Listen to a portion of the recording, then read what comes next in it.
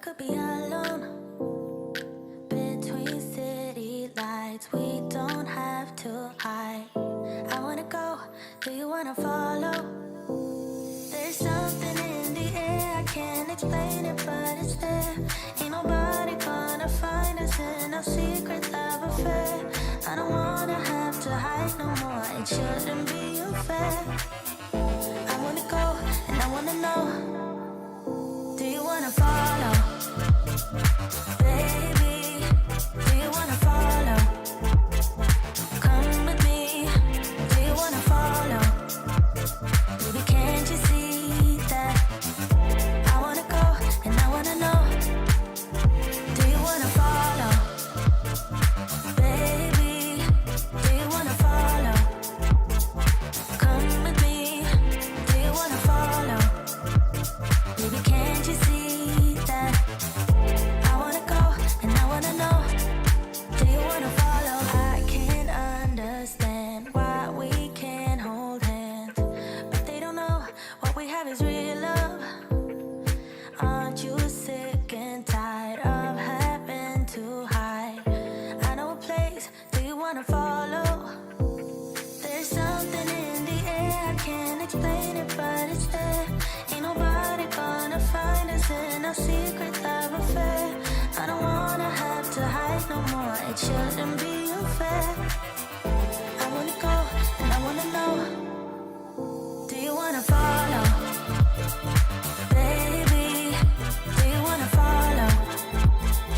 Come with me, do you wanna follow? Baby, can't you see that? I wanna go, and I wanna know, do you wanna follow?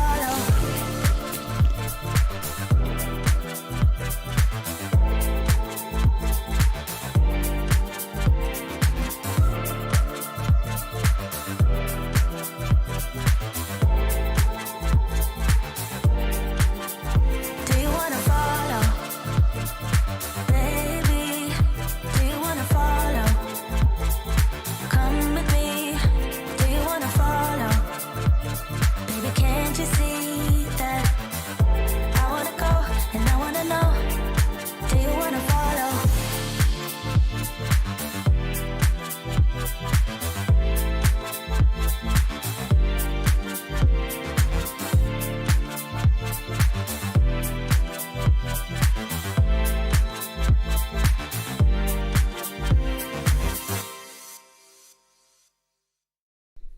Well, do you? Welcome to the... What? Why do we have dropped frames? There better not be any dropped frames. We need smooth streaming so that we can have a quality live streaming experience. I only have the highest standards for live streams. That's why I put so much effort into planning them. I put so much effort into making good quality content. I always...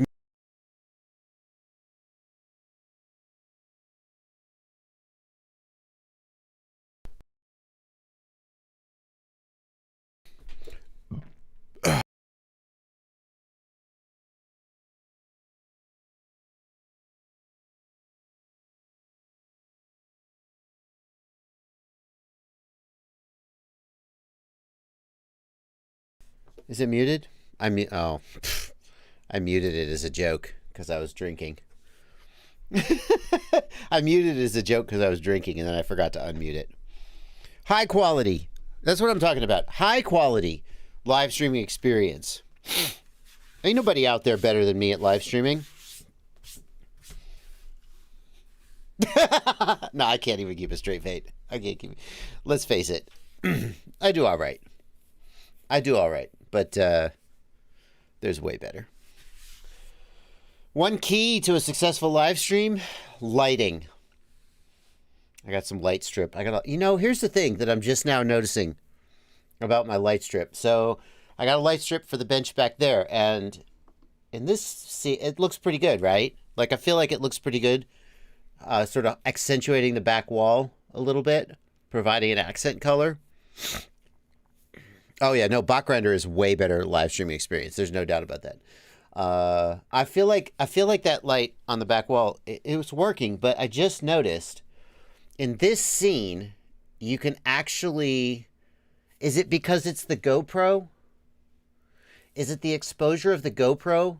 It looks like super bright instead of just being sort of a diffuse purple. I don't know what to do about that. Hey, Phantom FPV. Good to see you, man. Thank you for being here. Phantom FPV, you know what? Hang on, since you're here. Oh, crap. Hold on, I gotta mute my... Sorry. They say I should mute myself when I burp. It's a shame. I'm worried if I filter it from this angle, it won't look good from this angle. I think this angle, it looks pretty good, though.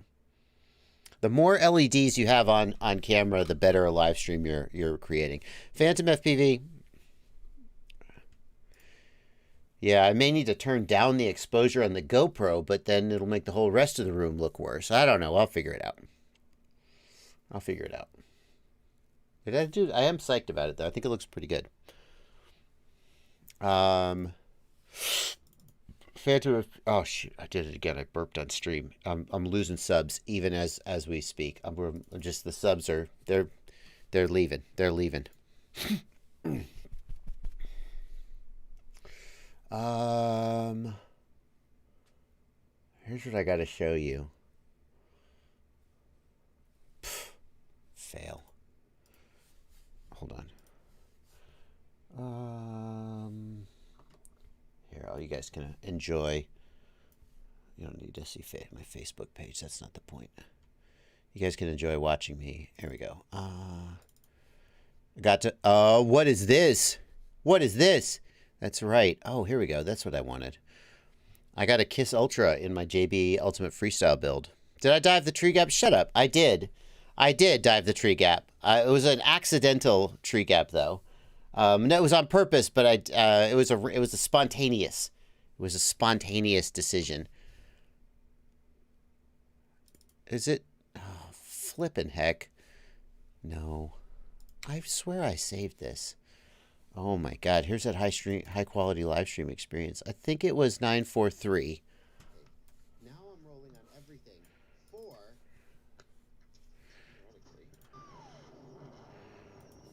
Oh, perfect. I went right to it. That's great. So check this out. No. Oh, enjoy that. You can enjoy that for a minute. That was a misclick. I want to unmute the desktop. So here we are. We're having a good time. We come through here. Little zippity zips around the trees. All right. It was back here a little bit, though. Go by so quick you miss it. So I'm coming around this way. I hit this big punch out.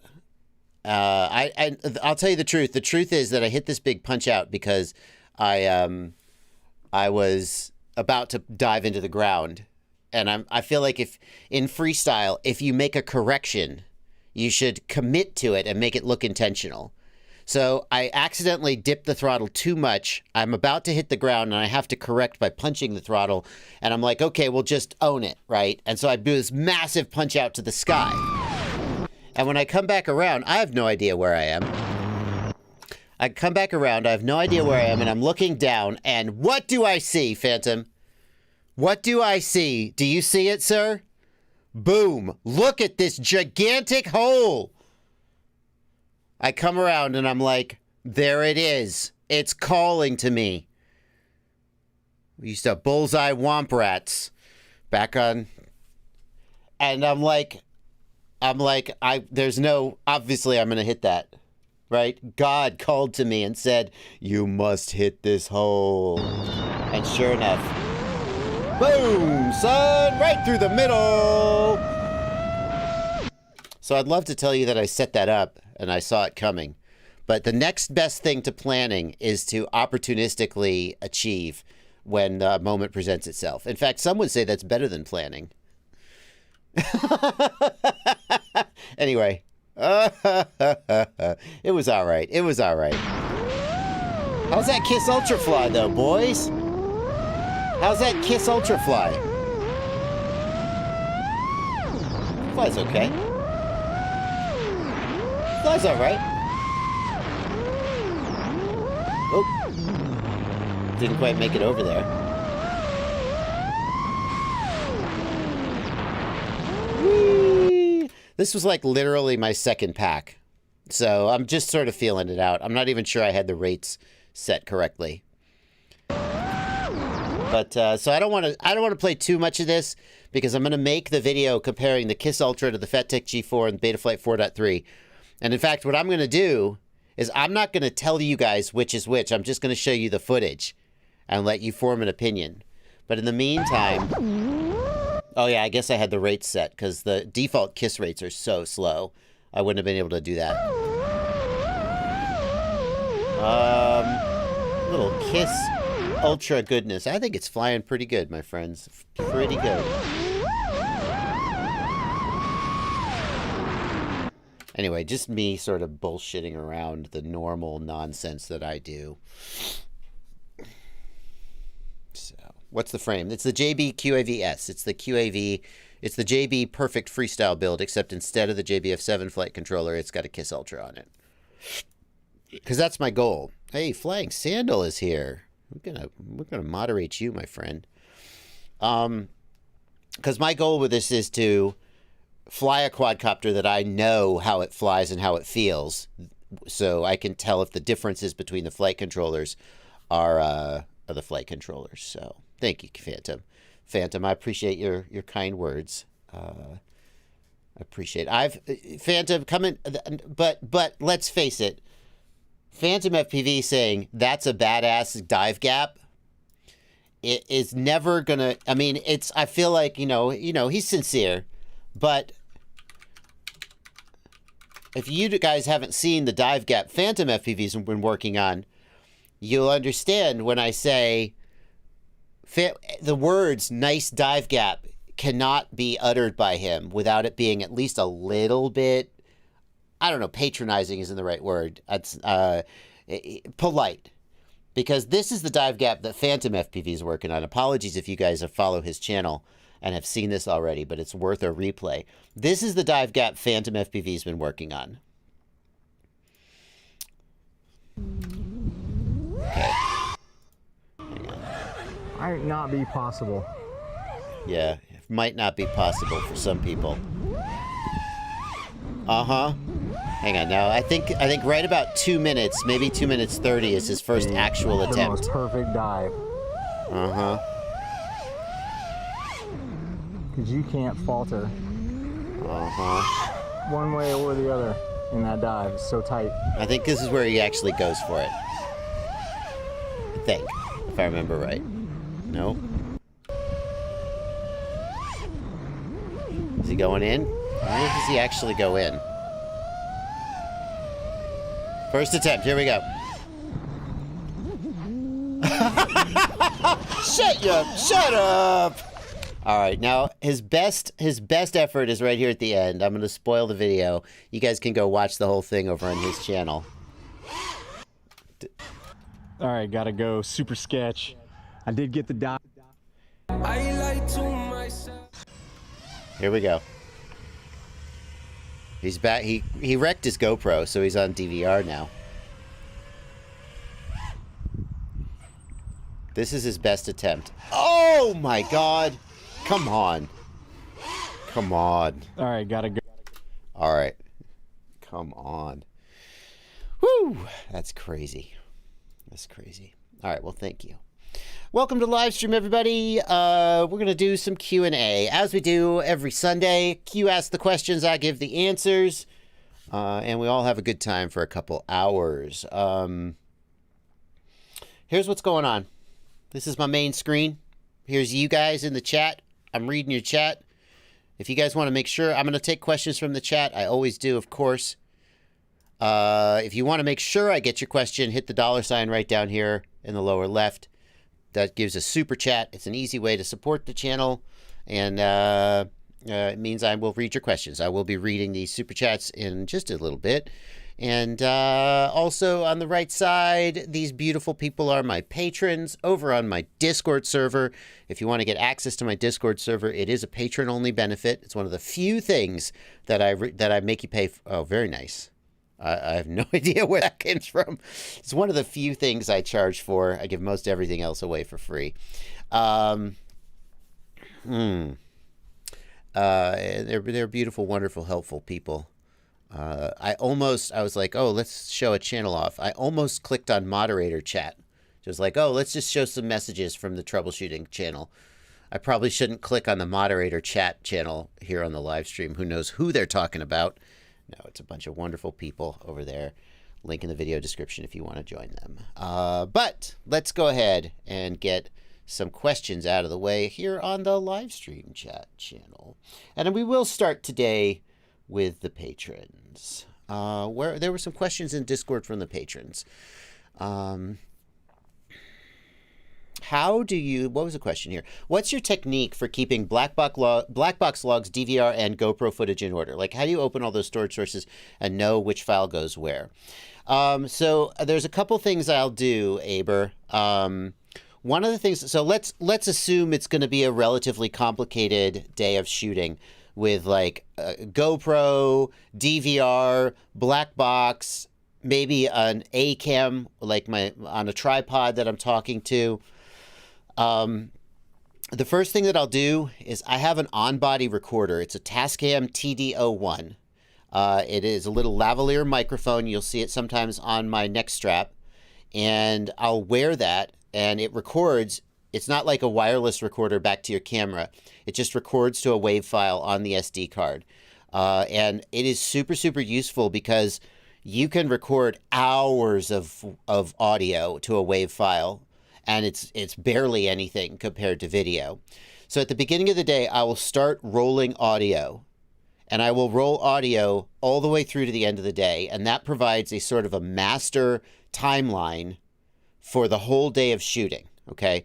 Now, the downside of that is, of course, you end up with a 3-hour-long WAV file, and so it can be tricky to find the things that you need to find. Whereas if you were breaking everything up into sections, then it would be maybe easier. You'd start to play the video and go, oh no, this is such and such. But there's tools like Adobe Premiere can automatically synchronize clips based on the audio. So what you can do is you can pull that WAV file into Adobe Premiere, and you can pull all your video files in and then just go synchronize.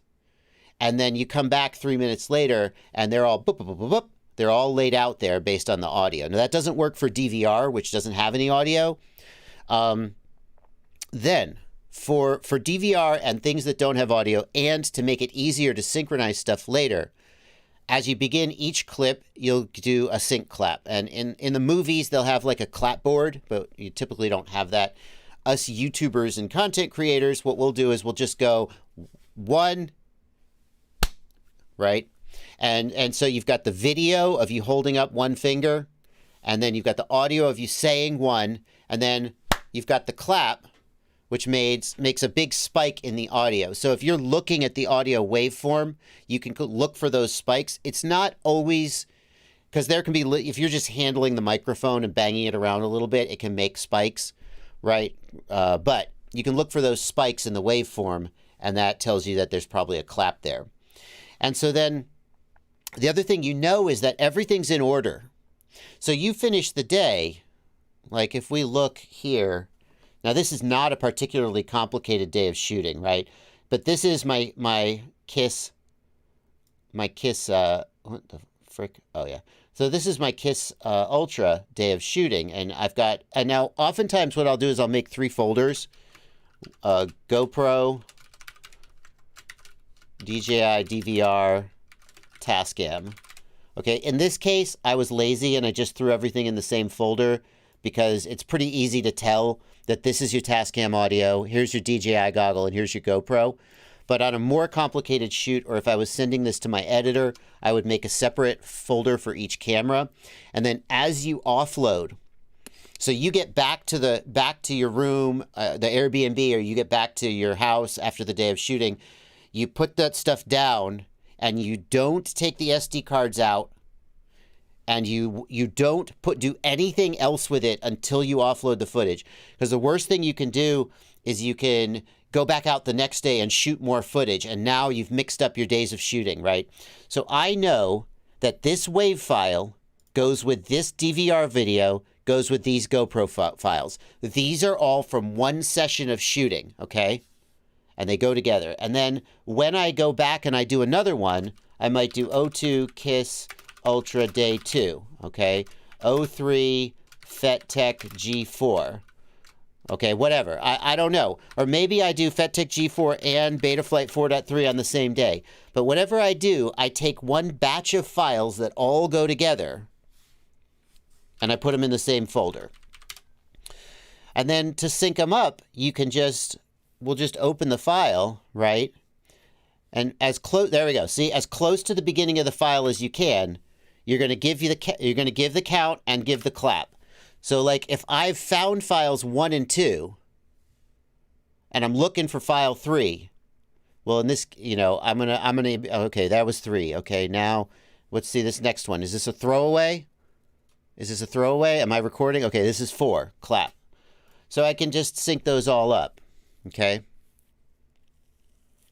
All right. And then as soon as possible, I go and I offload the stuff while I still remember everything that was going on that day. And I can organize the files I can organize the files. And then I come back, and the first thing I do while I'm editing, excuse me, I got a peanut. I was eating some chocolate covered peanuts. I got a little bit of peanut in my mouth. I apologize. It's good on my teeth. Then when I begin to edit, the very first thing I'll do is I'll pull in that Tascam audio WAV file, and then I'll put all the other clips on the timeline using that as the master, and then I can begin the edit. The final thing is the black box logs. Black box logs are hard because there's nothing about a black box log that tells you anything about the flight. So after I've organized the timeline, I now have all of the flights from the day, okay? So there were 7 flights this day, and I've got 25 black box logs because every time you arm, it starts a new black box log. The first thing I'll do is I'll look for the ones that are big, because a 3-minute flight is going to be a lot bigger than I really quick armed in turtle mode. And I'll work my way through them, and obviously the only thing I know is that they're in order. Flight number 1, 2, 3, 4 come after each other. So I'll take the first black box log from that's big enough to be a whole flight, and I'll open it up in Black Box Explorer, and I'll open the video up, and I'll just look at the stick movements. And if the stick movements obviously don't match, it's not the right flight. And then once I've figured out which black box log goes with which file, maybe I might rename the black box logs based on the GoPro file they go with. Anyway, so that is how I do it. I hope that's useful. And thank you, Aber, for the question. A little bit of a long answer, but and frankly, most people who aren't making YouTube content are never going to use it. But Phantom FPV wants to know, when are we going to see the edit? Here's the thing, Phantom. I never miss an opportunity to make content. So I've made a video about how to wire up the FetTech, the Kiss Ultra. It's a little tutorial if you just got a Kiss Ultra, how to wire it up, and I show me putting it in my quad. That's going to be a video. The next thing I got to do is I got to do the same thing for the G4, and I'm going to fly it. And then I probably won't do a tutorial video for how to install the Betaflight, the JBF7, because obviously I've already done that. So once I've made that, then I'm going to fly them and edit them. Realistically, now that I've actually started working on it, it probably will be within the next 2 weeks. That's the answer. Probably within the next 2 weeks. I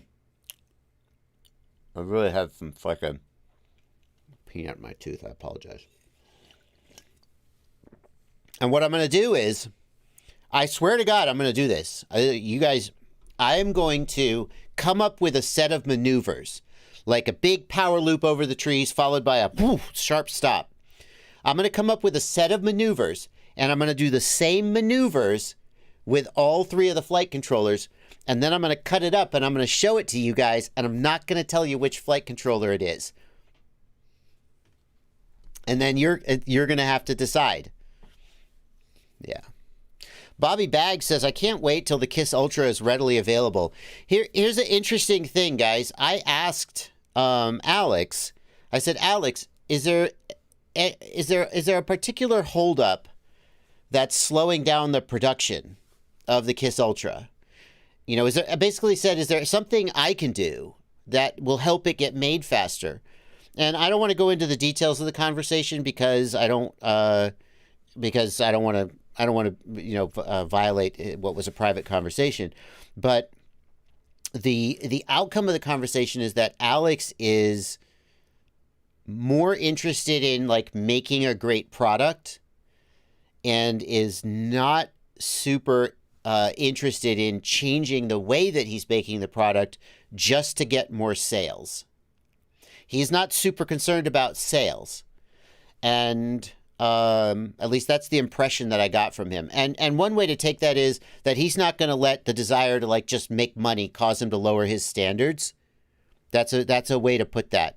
There may be other factors that are slowing down the production. You know, obviously everybody is struggling to get components today. But I don't think like you could imagine a situation where, gosh, if I only had $30,000 more dollars, then I could source more parts, or I could hire people to do QC, and we could just churn out 5,000 of these flight controllers. And suffice it to say, that situation doesn't seem to be the case for the Kiss Ultra. That he is obviously, I think, I'm sure that he cares about getting product into you guys' hands, but he is not driven to increase production the way that someone might be if they were trying to make money, as much money as possible. So he's just going to do his thing. And I have to say, as I think about reviewing the Kiss Ultra, that is a downside of it. That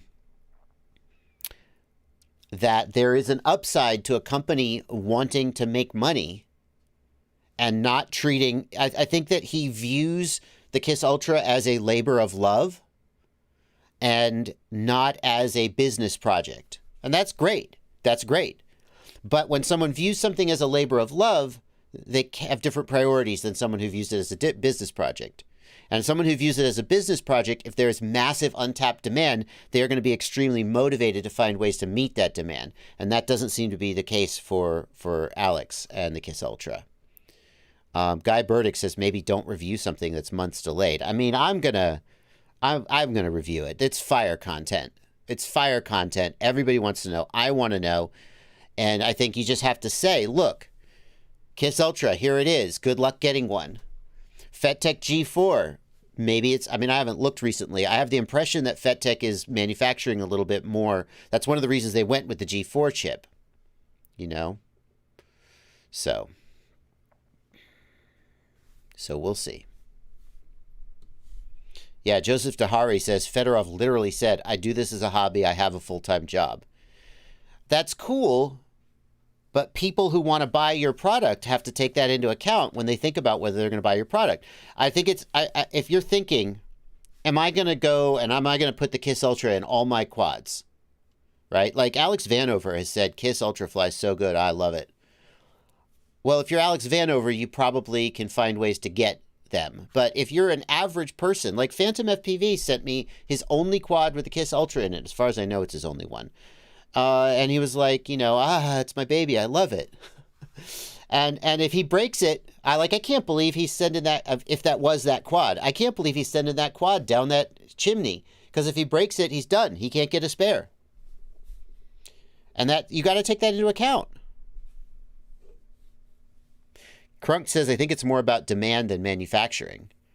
I mean, Crunk, are you saying that the demand is so high that manufacturing couldn't possibly keep up? That may be true. But the thing is, if the Kiss Ultra costs 60 euros, anytime in life that there is 10 times more demand than there is supply, there's a margin there for a business person to find a way to increase demand by increasing cost. Now, it doesn't mean that you have to do that, but... Oh, Phantom says that was the G4 that was in the chute, not the Ultra. Yeah. Anyway. So Kiss Ultra is in the works. We've got a massive amount of super chats. Let's get the super chats out of the way, and then let's talk about these new goggles. Let's talk about Orca. Let's talk, and have you heard about the goggles that HD0 says they're working on? We'll see. Let's get these super chats out of the way, though. Miguel T, thank you so much for a $10 super chat. I literally just lost a Toothpick 3S with HD0. Is there a buzzer you could take off and on instead of having several buzzers in each quad? I mean, Miguel, in theory, you could put a connector on anything, but realistically, just put a buzzer on each quad or use, I think you just have to put a buzzer on each quad. I mean, the cost of a buzzer compared to the cost of losing a quad, I think you should just consider that necessary and eat it. You could solder a connector onto anything, but and how are you going to attach the buzzer to the quad? You want the buzzer securely attached. So there isn't a buzzer that I know of with a pre-soldered connector, but just get any kind of connector and solder it up. It's no big deal. Does the HDO2 not record HDMI? It does not. The HDO2 does not record HDMI. It only records analog. Here comes the drone. Here comes the drone. Hello, drone. Welcome. I'm not 100% sure that I got those notes right. That has a weird harmony in it, or weird chord in it, that I'm not really picking up the exact note, which is the dominant note. Here comes the drone. Thank you for a $5 super chat. Any experience with fried MSP connection on the DJI Air unit? Yeah, so here comes the drone. The TX and the RX lines on the DJI Air unit and the Cadx Vista have diodes on them to protect them from voltage spikes. Well, I'm looking for this page.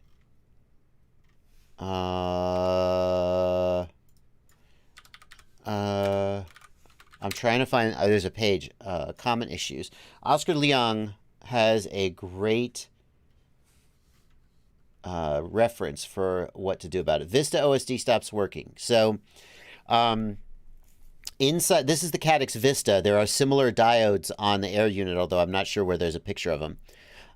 If your UART stops working, these diodes may be popped. You can check continuity between the UART and ground, and if there is continuity, then it's popped, and that's why it doesn't work. You can desolder the diode, and it will start working again. But if there's another voltage spike, you can fry your unit, or you can replace the diode. Those are your choices, or you can just try to get it repaired by DJI. So that's what happens there. The way to prevent this is to always have a capacitor. If possible, power the Vista from a voltage regulator and have a TVS diode installed. Those are that's the thing you should do. Doc Ock, thank you for a $5 super, or £5 super chat. I have a digidapter with TBS Fusion on the DJI goggles. Would getting premium analog goggles give a meaningfully better picture for tiny whoop indoor fun? So Doc Ock, the reception is controlled by the TBS Fusion. So you will not get better range by going to analog goggles. Premium analog goggles will have an OLED screen, which is going to be smaller than the DJI goggles, but much, much brighter, better contrast, darker blacks, more saturation. OLED gives a very pleasant image. Most people prefer an OLED image to an LCD image. But some people like the large size of the DJI image. The other thing is that the DJI AV input has a very small amount of latency, but it is there. I think it's about 15 milliseconds, so basically one video frame. It's absolutely flyable, but it is noticeable to some people. And when your signal gets weak, under some circumstances, the DJI goggles will go to the DJI logo and not come back, whereas analog goggles will, of course, just keep pumping. So I would say if you have the budget to fly DJI and a premium set of analog goggles, that's the way to go. But that's $550 for the DJI goggles, 500-ish bucks for premium analog goggles. That's a lot of money to spend for most people. Josh Feltz, thank you for a $2 super chat. Who ships first? Orca Digital or the HD0 goggle? My money's on the HD0 goggle. That's just my guess. Because so the HD0, the Orca goggle, of course, is going to ship, but the Orca Digital VTXs, I'm not sure what odds I would lay. I would lay some odds that the VTXs they had at CES were dummy units with no internals. And that at best they have a working prototype and that they are not ready to begin manufacturing on that. That is a guess. I'm not even saying it's a confident guess, but I've seen this happen before. When I first went to CES years ago, they had the Orca goggles at CES, their very, very first year. Now, to be fair, Orca had not planned to go to CES. I think this was in 2018, maybe, or maybe 2019. Maybe it was 2019. They had not planned to go to CES. They were not ready to go to production, and they won. They entered an entrepreneur competition, and they won, and part of their prize was the ability to go to CES for free. And they were like, well, shit, we better, grab this tiger by the tail. So they explicitly weren't ready. But the goggles that they showed at CES was a 3D printed shell with an optics unit in it. No menus, no DVR. It was very, very preliminary, and they were nowhere near ready for manufacturing. So it's completely normal for companies to go to CES and showcase products that are in the prototyping phase, in the development phase. So just because they had that display with those 3 VTXs in it, I don't think it indicates that unless they say, we're going to manufacturing in February, and we will have products for sale by June, or whatever. And they won't say that, because Orca is very, very cagey. They won't say that. So, Carl, let's get this up here, since it was asked in a super chat. Hang on a second. I have to get this message up. It's Blunty sent it to me. Carl from HD0 says on Facebook, I am working on a goggle with integrated HD0. First batch will be ready for beta testers in May. So if they're beta testing in May and nothing goes wrong, maybe it'll be for sale maybe by August, probably by the end of the year, I would guess. So the big question would be whether Orca is going to ship their HD system before the end of the year.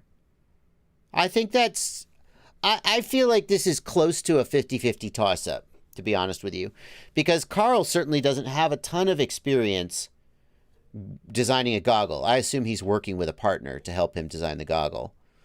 But if they're beta testing in May, there's every chance that they'll hit some roadblock or snag and that they'll have to push it back and it won't actually be available in 2022. And that could happen. Whereas Orca, we know they can deliver on a product, but the problem with Orca is that they're extremely opaque about where they are in their release cycle. So it's difficult if Orca said, we're going to have a product for sale by June, I would be reasonably confident they would hit that. Unlike, like TBS, it's always, 2 weeks late, 2 weeks late. I would feel relatively confident. I mean, not that the Orca goggles couldn't be delayed, but, yeah, I don't know. That's a tough one. Alexander Fedorov, thank you for coming out, man. Very glad to see you here.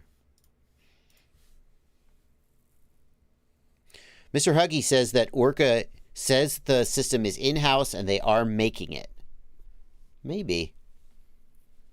They've just been working on it for so long. The fact that they showed it at CES, to me, doesn't mean that it's any closer to actually being made. Dino FPV has a great question. He asks, with Red Pine, how should you set up 4.3 RC filtering? Dino FPV, thank you for asking that. It was pointed out to me by Alessandro the original Express LRS developer, that Red Pine does not run at 666 hertz when you're using a multi-protocol module. It's only when you're using the original deviation radios with SPI modules in them, which I hadn't realized that. It's still faster than D8, but the problem is that the multi-protocol module, it's something like 140 hertz or something, 160, I don't remember the number. And Betaflight filtering would freak out because it's going to be at the same value and then change. There'd be this weird stair-stepping. So I don't know how Betaflight 4.3 filtering needs to be set up if you're using Red Pine, but I do know that it should be set up or your feed forward and your RC command filtering is going to be wrong. The default settings probably will work, but because they're very conservative. But I think that you should research that if you really care about getting the best performance. And you should know that the multi-protocol module is not actually running at 666 hertz, unfortunately. Cheech FPV, thanks for a $5 super chat. I support you on Patreon, but how do I get onto the Discord because it's not on the app? Cheech, when you signed up for Patreon, you should have gotten an email with the Discord invite in it. If you lost that email or you didn't have it, the best thing to do is to message me on Patreon, and I'll send you the information. Just DM me on Patreon.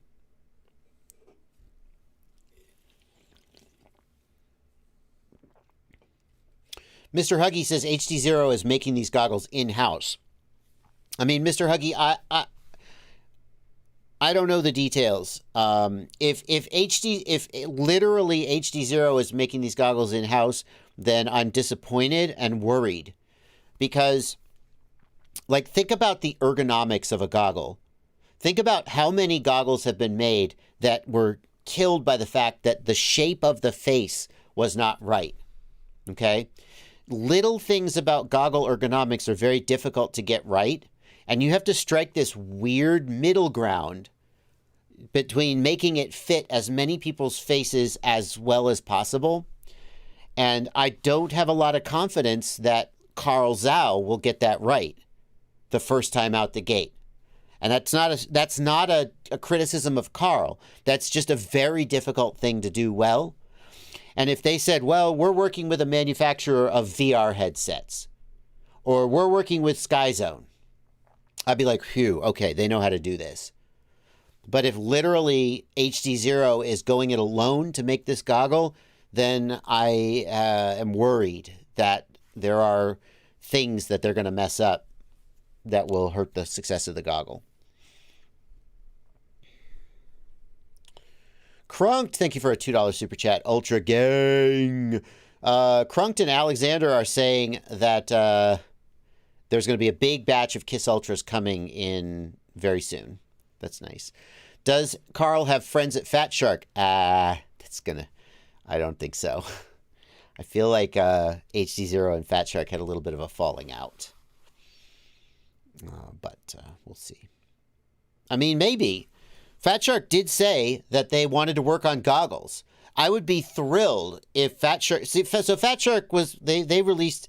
They had this little snarky-ish, I thought it was snarky, message where they were like, we will not be doing after-sales support for these new VTXs that HD0 is making because HD0 is making them and we don't want to... And it felt like they're like, we want to focus on what we do best, making goggles.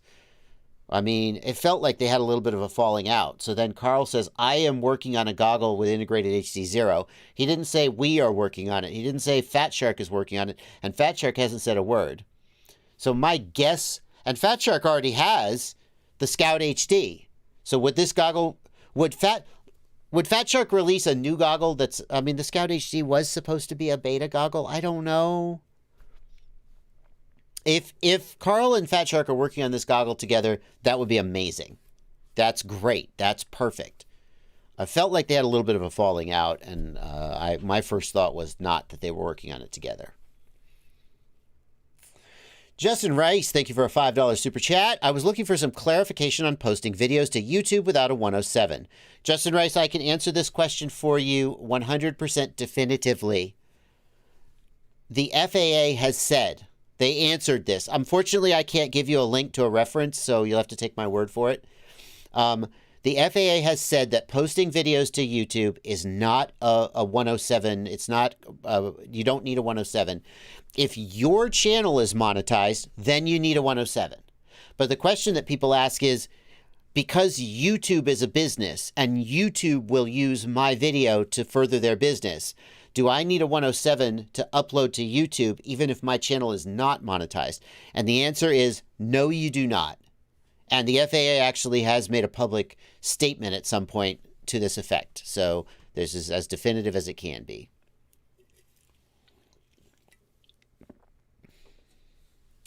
The Fabricator, thank you for a 1, 2, 3, 4, 5 Danish kroner. Says Super Chat also works in Denmark. Cool. Yeah.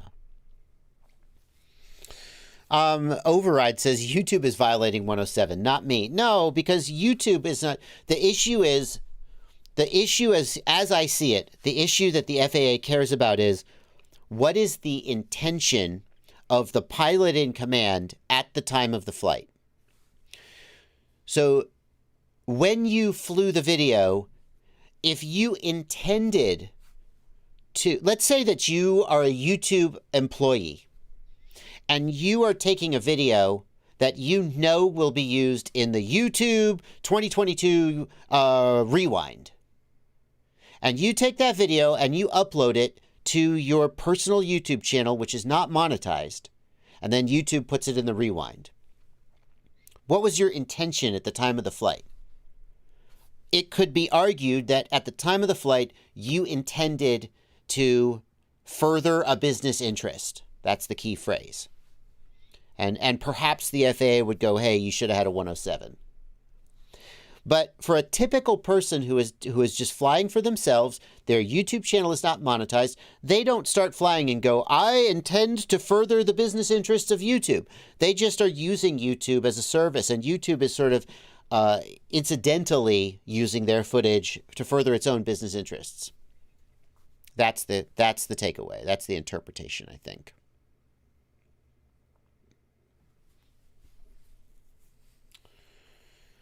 Sai, thank you for a $5 super chat. I'm wondering what's the best way to connect the DJI Air unit in the Apex with the FetTech FC 9-volt back in line with the Air unit. Does it need an LC filter?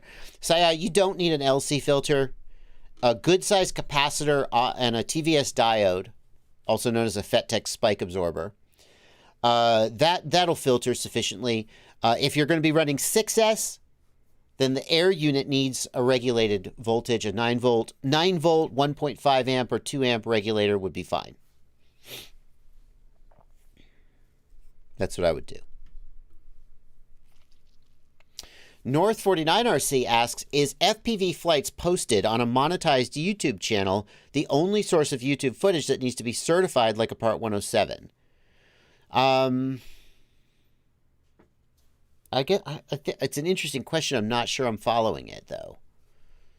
Anytime that you perform a flight with the intention of furthering a business interest, the FAA wants you to have a 107. That's the key phrase.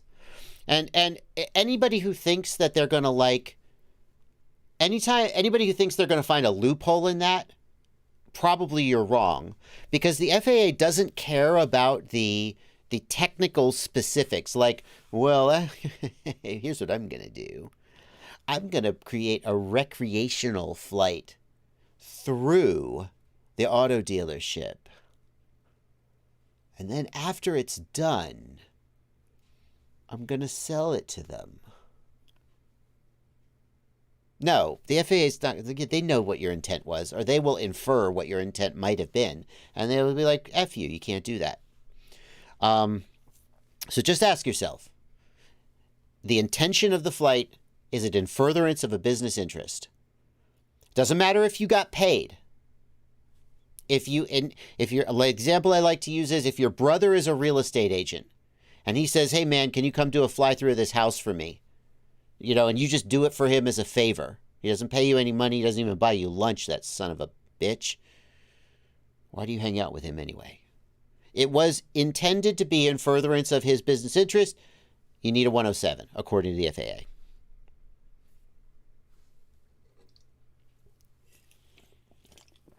Big Data Pimp says, the FAA says unpaid personal promotion is still a 107 operation.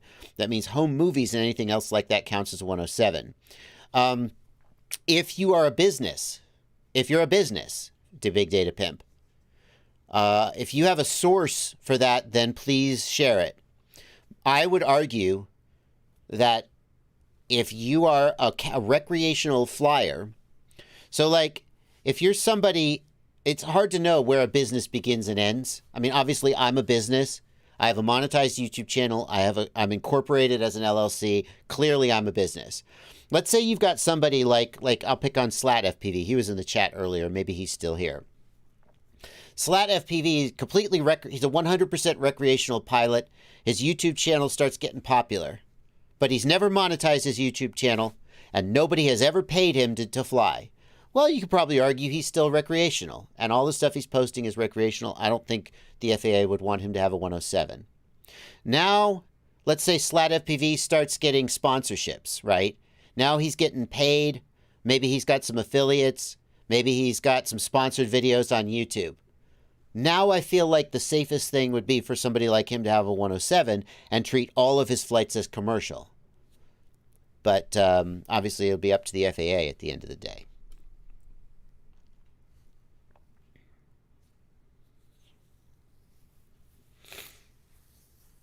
Okay.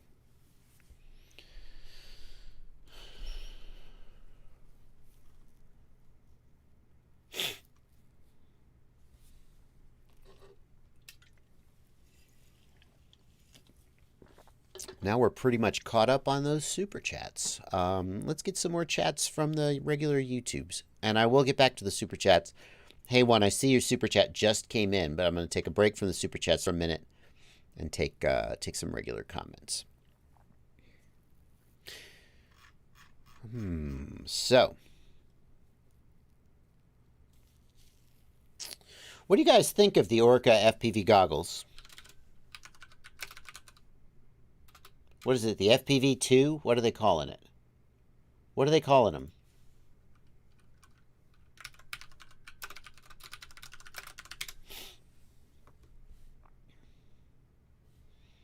Orca FPV at CES 2022. Orca FPV Digital. Where's that? Orca, your website frustrates me. Tell me more about the goggles. Oh, yeah, it was 2019. There's my video. Cute. Here's a video from Jerome Demers. Wait, actually. Let's click on it. I've seen this one already. So, where's the specs? They don't have specs. Where's the damn webpage on Orca's? Is it FPV2? Surely that's what it is, right? No. All right. Yeah, the key thing that people are freaking out about is it's like is it a 39? Is it a 37 degree field of view? Are the Orca V1s compatible with any HD system, says Jimmy Nature. Yes, the Orca V1s have an HDMI input, so they will work with SharkBite, and they will work with the future Orca HD system through the HDMI input. It's on Pyro for sale. Oh yeah, the pre-sale. Is it actually for sale? I think it is, actually. FPV Pilot. The first goggles are the FPV-1. The second goggles are the FPV Pilot. Makes sense. Here they are, the Orca FPV Pilot FPV goggles. I think a lot of people were disappointed that they don't have built-in HD system. And this whole thing is about, it really demonstrates the importance of managing people's expectations. This is something I've learned about as a YouTuber. That if you release a video, at the moment a person clicks on that video to watch it, they have an idea of what they think they're going to see in that video. And if they don't get that, no matter what is in the video, no matter how good the content in the video is, if they click it expecting to see A and they get B, they will be mad and annoyed. And we're seeing that same thing play out with these goggles, I think, because these are fine goggles. They're, in some ways, they could be seen as a little bit of just an incremental refresh of the FPV1. And the price hasn't really gone up very much, especially given how things, the sources of things, the sourcing, the price of all the components has changed. It's the same resolution as the FPV1. Basically the same look, same controls. Little bit of an upgrade to the headband. You can change the headband now without opening the whole damn goggle up. That's nice. At least that's the way it looks to me. It's got built-in diopter adjustment for guys who wear glasses like me. That's nice. Okay, but people wanted a goggle with an HD digital system built in. And they didn't get it. And they're mad because they didn't get what they expected. And it's the risk of building hype. Because Orca has been building hype for this system for a long time. We're working on a digital HD system. We'll release it when it's ready. And they say, here we go! At CES! And they did show the video transmitters at CES. They didn't show them working. They could have just been dummy units in a case. We don't know. Like, why didn't they? Did they? People who went to CES, did they show the video transmitters actually working? They had a little video receiver and a video transmitter. Did they actually show them doing anything, transmitting a signal? I don't think they did, or I think we would have seen it.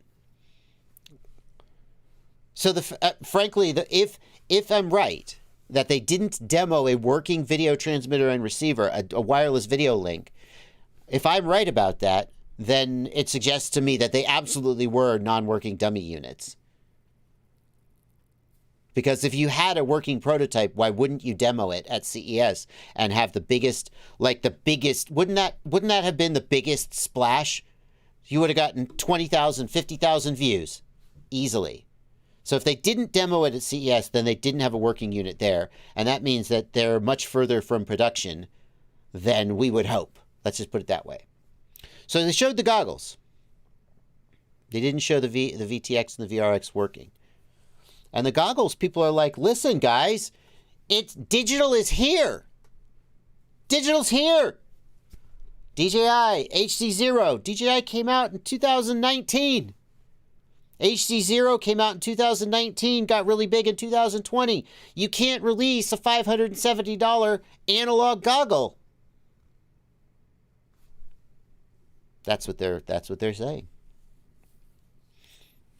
Never mind that the field of view has gone down. Gone down. 37 degrees at 4.3 or 33 degrees at 16.9. Wow. Dominator V2, anybody? Dominator V3? Pretty sure that 33 degrees was what the Dom V3 was. In 16.9 mode, it's 16.9. It had a native 16.9 screen. Can we get a 30 degrees? Okay, so it was a little smaller than that. And here's another place where anchoring makes such a big difference. Because there's nothing wrong with a 37 degree field of view. It's fine. But if your previous goggles were 43 and your new goggles are 37, people are going to be mad. And they are. They're like, how could you do this to us? And Orca says, well, we wanted to have better optics. Like the optics, the lenses in the original FPV1, there was a little bit of I don't know if it's pincushion distortion or barrel distortion. There was a little bit of distortion in the image. And so we redesigned the optics engine to get rid of the distortion, but it means you have a smaller field of view.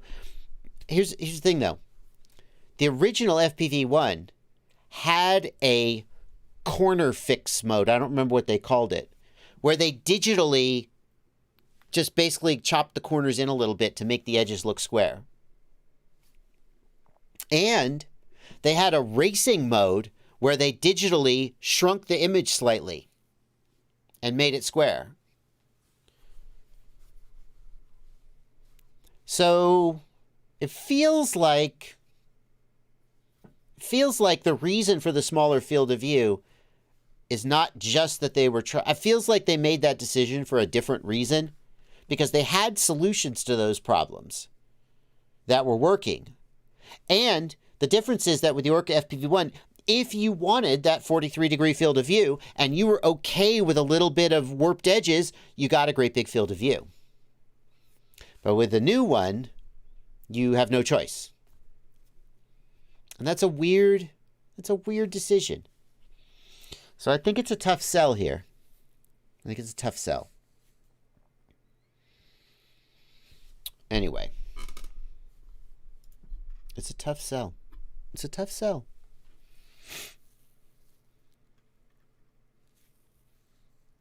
And then they've got this custom, they've got this custom input here for the digital module. By the way, the digital module hangs off the front of this thing like a freaking wart.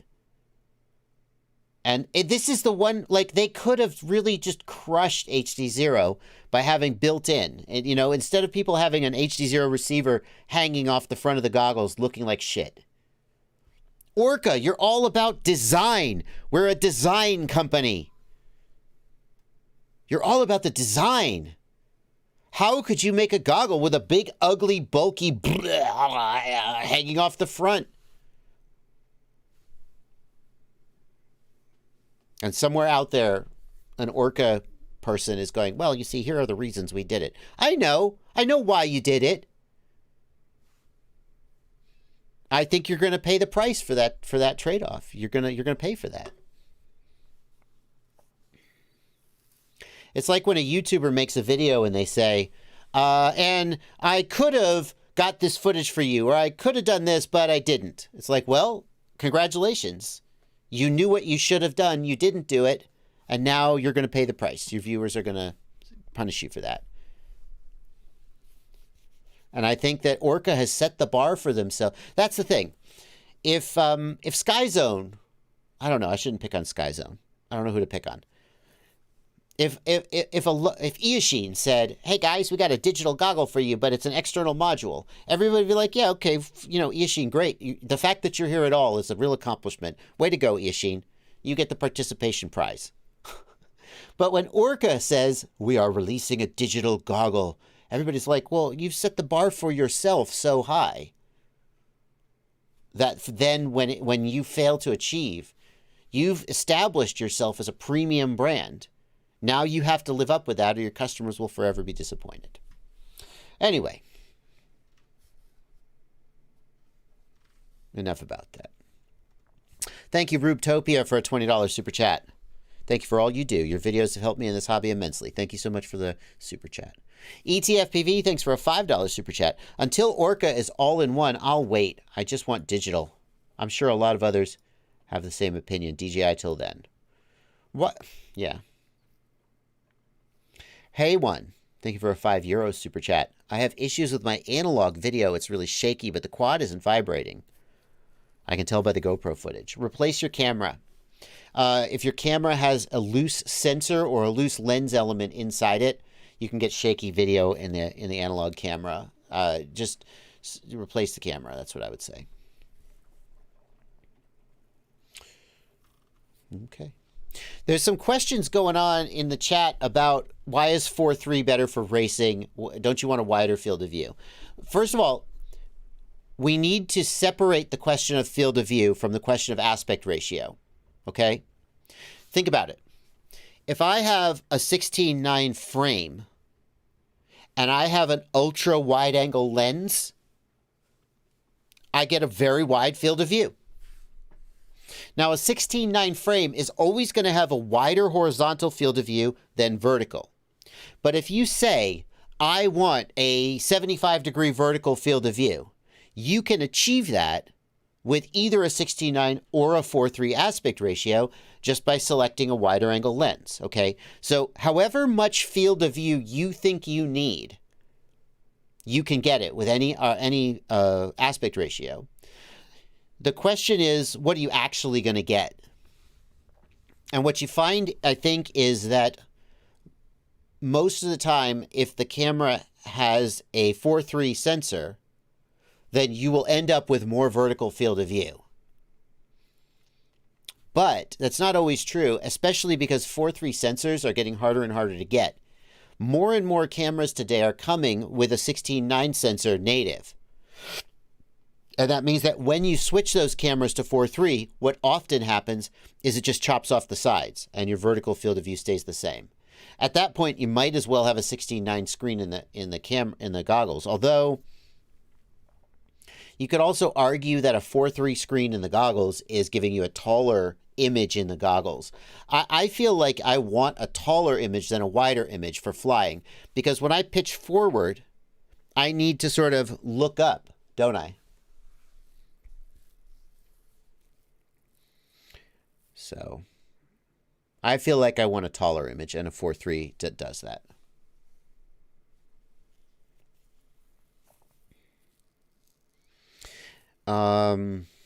Is a Patreon a business? Juice T FPV. Here's the thing, Juice T. Imagine yourself being fined by the FAA. And imagine the FAA saying, you should have had a 107 when you made that flight because you're a business. And now imagine your lawyer is standing in front of a court saying, nuh-uh. Do you feel like that is you're going to feel good about that interaction? Right? So if you've got a Patreon page where you're making money and you're posting flights, and let's say you're posting flights to YouTube, and in your videos, you're saying, join my Patreon. Do you feel like your lawyer is going to have a good time telling a judge that those were recreational flights, or were they in furtherance of a business interest? Doesn't feel great to me, does it? Everybody's always looking for loopholes in the law. Well, you see, I have a Patreon page over here, but I never promote my Patreon page on YouTube. So the YouTube videos are okay, but videos I post to Patreon, I don't know. Good luck. Good luck with that. I think that a lot of the time, what makes sense is to stay well away from the gray area in the law. Not all the time. Not all the time. I'm not like saying, lick the boots of the government and always obey the law. I think that as free adults, we have the prerogative to decide when we will and won't follow the law. And we have the responsibility to be aware of and sometimes accept the consequences of choosing not to follow the law. So a great example is when I drive on the highway, I know that the speed limit is 75 miles an hour, perhaps, or maybe 55. And if I decide that I'm going to drive 85 miles an hour, and then a police officer pulls me over, sucks to be me. I made an informed decision. I will now accept the consequences. Now, if I don't want to get a speeding ticket, maybe I'll just drive 73 miles an hour and I'll put cruise control on and I won't touch the accelerator pedal. And I'll just stay well on this side of the line and feel safe that that's not the law I'm going to worry about breaking today. So if you think that you're like, screw the FAA, I don't need a 107. They can't tell me what to do. I'm not registering any of my drones, and I'm going to fly and do whatever I want. Okay. Someday, those lights may go on in your rearview mirror, and you may get a letter like Philly Mikey did, where the FAA says, "Dear sir, we believe you are flying in violation of our regulations. We would like to fine you $185,000. Now, Philly Mikey's case was pretty egregious.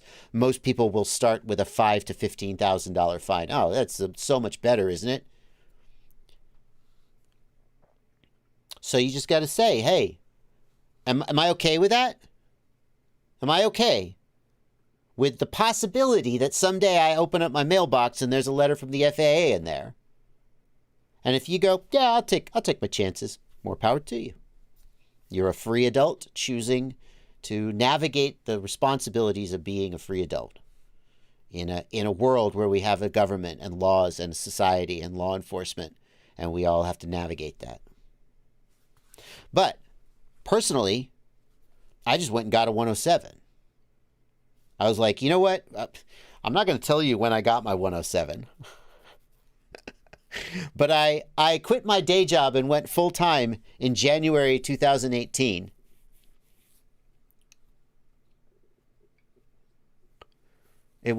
My lawyer would probably advise me to not continue making any more statements about that. I'm not saying anything. I'll stop. But I was just like, you know what? I'm not going to take any chances anymore. I'm just going to go get a 107 because it's easier to get a 107 than to be thinking, is today the day I get a letter from the FAA? No, forget it. It's not worth it. It's not that hard to get a 107. All right.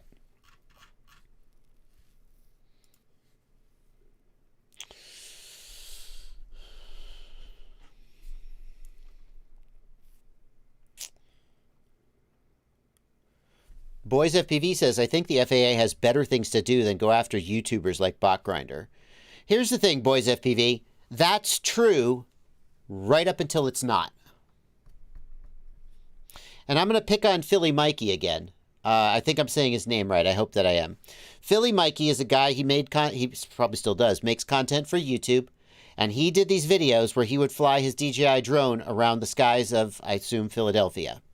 And he flew near he flew near trains. He flew over traffic, over busy streets. He flew over people. He flew in the clouds when he couldn't have had visual line of sight. He flew in controlled airspace. I don't know all the things he did. And he did it egregiously. Like, he did it on live streams and he showed the screen of the phone. So, like, there wasn't even the plausible deniability that someone else was flying the drone and it wasn't him. And the FAA went and they wrote him a letter and they said, like, he did it for a long time and no one cared and no one noticed. And I suspect that people in the in his local community or people on the internet were reporting him to the FAA because he was being a bonehead. And eventually the FAA got enough reports that he bubbled up to the top of the list. And some FAA inspector said, whose life am I going to ruin today? And he pulled a card off the top of the stack and it was Philly Mikey. Now, as long as you're never at the top of that stack, you're never going to hear from the FAA. But don't assume you know. Don't assume you know. Especially if you're somebody like BotGrinder who has a relatively popular YouTube channel. I'm not picking on BotGrinder. I'm just saying, people said BotGrinder's too small fry.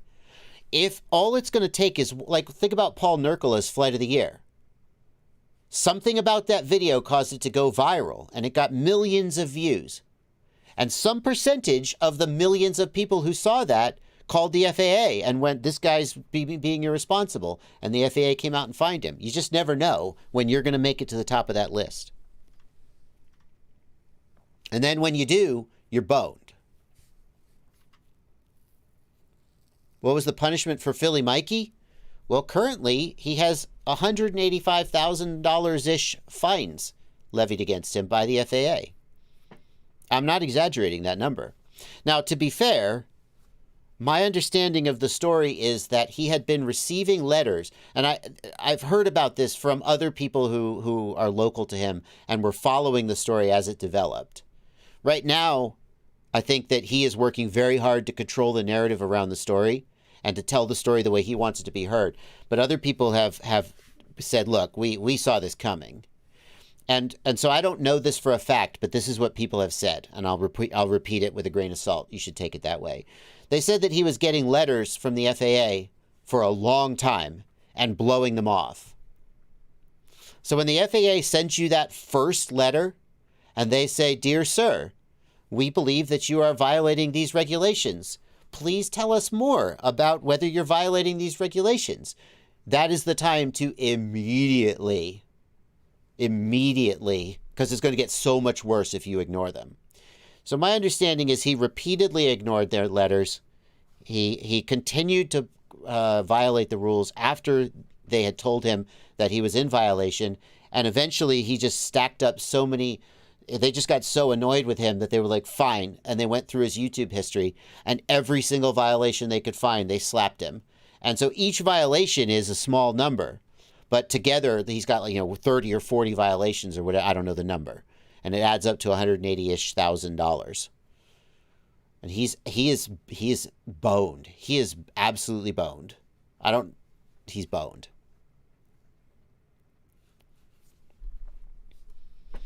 So, Carbon Cage just posted his letter in the public chat. What letter? You got a letter from the FAA, Carbon Cage? Nice. Oh, this is cool. So this is a letter posted by Carbon Cage on my Discord server. This is his letter that he got from the FAA. This is what it looks like when you make it to the top of that list and the FAA decides that you're the one whose life they're going to ruin today. Dear Mr. Hume, notice that they don't say notice of proposed fine. They say education notice. The FAA, I mean, I'm not going to be like, yeah, man, the FAA is really misunderstood. They're pretty cool, actually. Only because even if I felt that way, I wouldn't say it because you guys would just absolutely roast me. He posted it, so I'm gonna assume he's okay with it being shown. He said in the chat, I posted it. He asked me to show it. So if he wanted to remove his address, I suppose he would, but I'll scroll up. The FAA, in my experience, always starts out by trying to educate you. And it's only if you are non-responsive or rebellious to their education attempts that they then move on to fining you. I'm writing to you to the purpose of providing information and education as to the legal requirements for operating a remotely piloted aircraft. Follows from your discussions by Inspector Mark Lewis that the CASA... Oh, this is CASA. This is not the AMA, or the FAA. CASA is where? Canada? The FAA sends similar letters, though. I've seen FAA letters that are similar.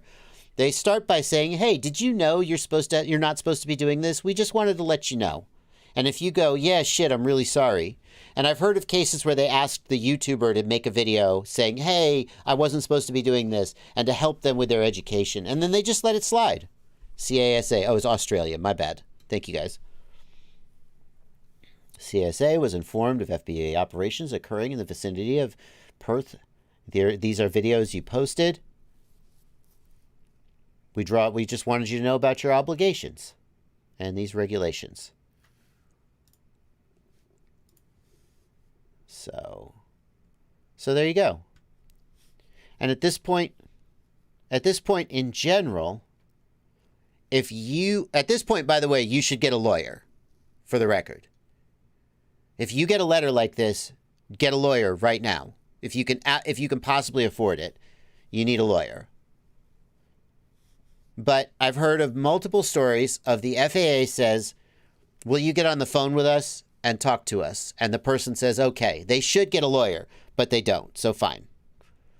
And they say, the FAA inspector says, hey, you know this is illegal, right? And you go, wow, thank you for telling me that.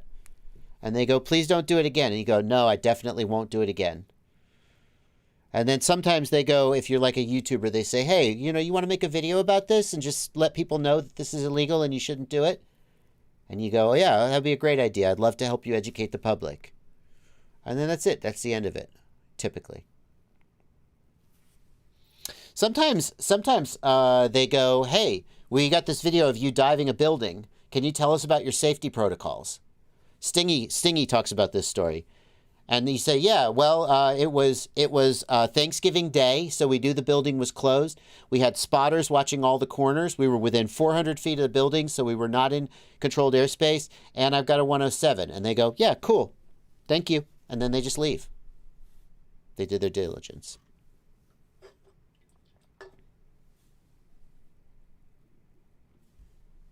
Anyway, interesting stuff. Good conversation. We've been on that topic for a while, so I kind of feel like changing the topic. Just because I think spending a half hour talking about the same thing on a live stream.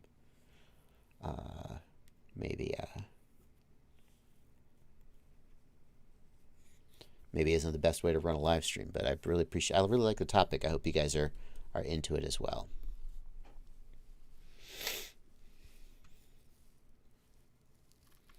Anyway, Edward A, thank you for a €5 super chat. I can't fly a tiny whoop on acro while indoors. I keep drifting, overcorrecting, and crashing even with low rates. You are not alone there, Edward. Many, many people, even very, very experienced tiny whoop racers, fly angle mode indoors. So don't feel bad about that. Thomas Shoes World, thanks for a $5 super chat. Why would we not want a nice 3:2 aspect ratio? Nobody makes a 3:2. Nobody's making 3:2 screens. I mean, they probably exist. Obviously, they exist. Nobody's making sensors in 3:2, and nobody's making screens for micro screens for goggles in 3:2. Or if they do exist, they're so rare. I mean, obviously, Thomas Shoes World, you're going to buy 16:9 screens because that's what's like most common.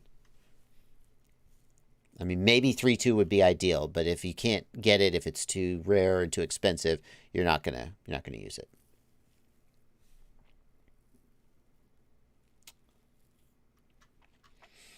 But Thomas Shoes World asks specifically, I really shouldn't eat chocolate peanuts right before a live stream. Sorry, get some in my teeth. Why would you not use a 50mm lens to see the FPV world the same way we see it through our eyes? Thomas Shoes World, I firmly believe that you want a much wider field of view while you fly than you have in real life. And the reason is, in real life, you have a fairly narrow field of view in your eyes, but your eyes are constantly moving. They are constantly moving, and your peripheral vision and your head is constantly moving. When you're flying a drone, you can't do that, okay? Your camera is fixed. So you need a wide enough field of view in a drone to give you all of the peripheral vision information that you would normally be getting by moving your eyes. You would have a really hard time flying with a 50mm lens equivalent.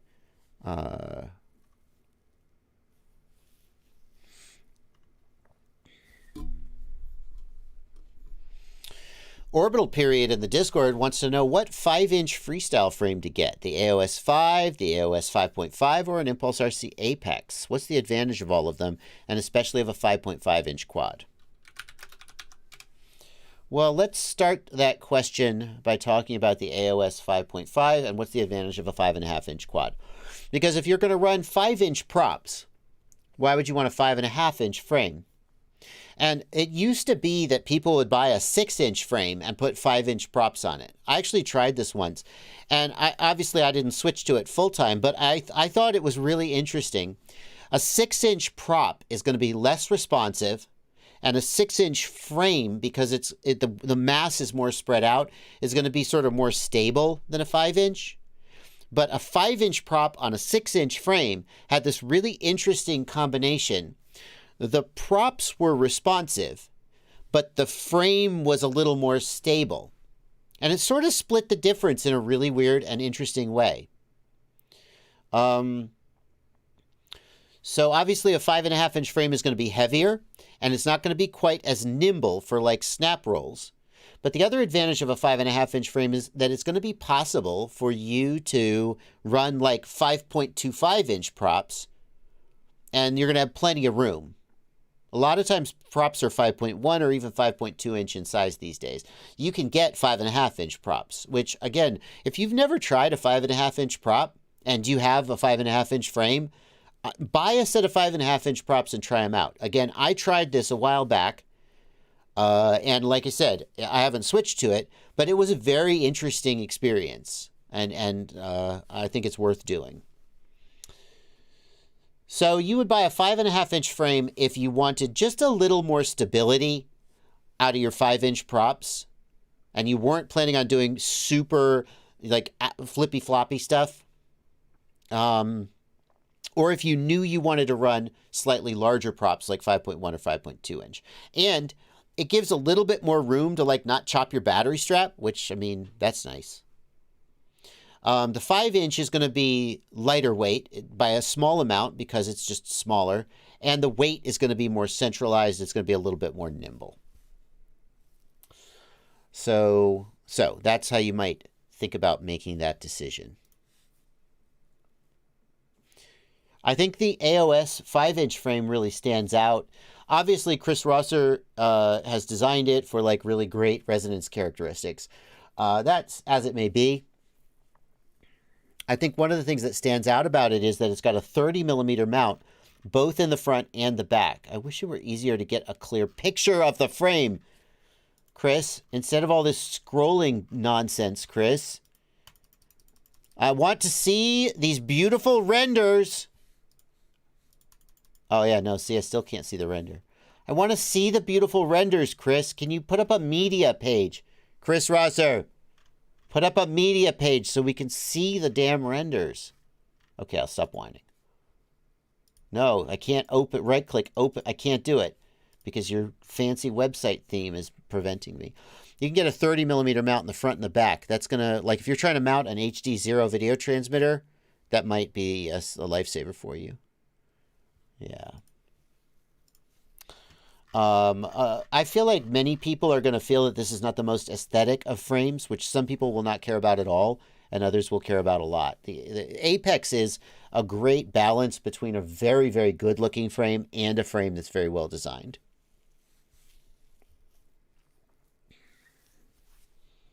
So, I know I can go to cncdrones.com, but that's... I know that, but that's just a picture of the frame. It's not the beautiful render. Oh, it is the beauty. Is it the... Oh, okay, I take it back. I still think they should be accessible on his website, but that is the nice render, I guess. Fine. Fine. They should still be on his website, though. It's really impressive that Chris designed a frame that can fit a full-size air unit in the back and still only weighs 115 grams. That's an achievement. For sure.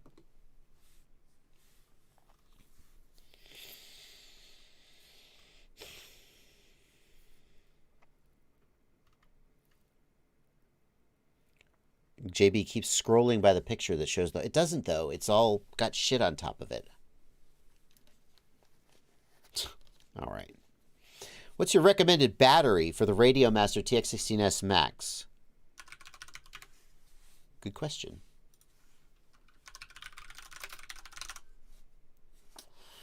I use this one. I'm not saying it's the only... There's probably many other choices out there. This just happens to be the one that I use.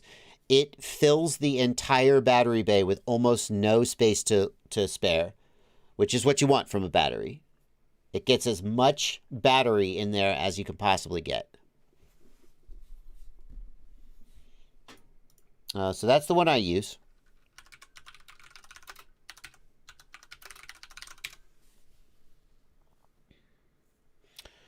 There's more. So this looks like a 21700 sized battery. It must be if it's 5,000 milliamp hours. I'd love to see how... Yeah, see, it fits. Again, it fills it up. Oh, where do the wires go? That's got to be a render, right? That has to be a render. There's no wires in that. Well, anyway, so that's an option. But that's the one I specifically use. That one's only $16. There's a Race Day Quads. Oh, so don't buy it from Amazon for $25. That's the Amazon markup. They're just hoping you won't notice. $16, back order. Let's see. Just use 18650s in the supplied tray. The problem with 18650s in the supplied tray is, number one, they rattle around. Number two, they only hold about 3,000 milliamp hours, whereas the Race Day Quads one is 5,000. So here's a Pyrodrone pack. Obviously, that's the same one. Can we see it inside the... Can we see it actually inside the... I guess that's the official one. Is it like branded Radiomaster? It is. So presumably that one's fine too. But I use the advantage of this one is going to be that this one is lithium ion, so you can discharge it down to 2.5 volts per cell. Whereas the Race Day Quads one is a LiPo, so it can only go down to 3.0. So you probably will get a little more lifespan out of this one. But either of those would be fine.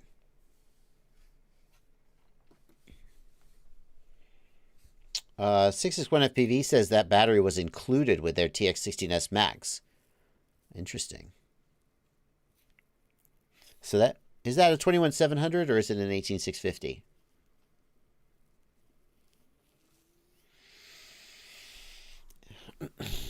What's your thoughts on the new 533 Freestyle frame? Asks Venrad in the Discord. I mean, I'm hardly objective about Evan Turner and his company. So, frames. That's the footy, isn't it? It's weird. I gotta say, it's weird, and it's not attractive. I want to say. Now, I assume that Evan Turner makes good products, right? And so there's probably good reasons for all the things that were done here. It reminds me a lot of a remix, doesn't it? Doesn't it look a lot like a remix? It really does.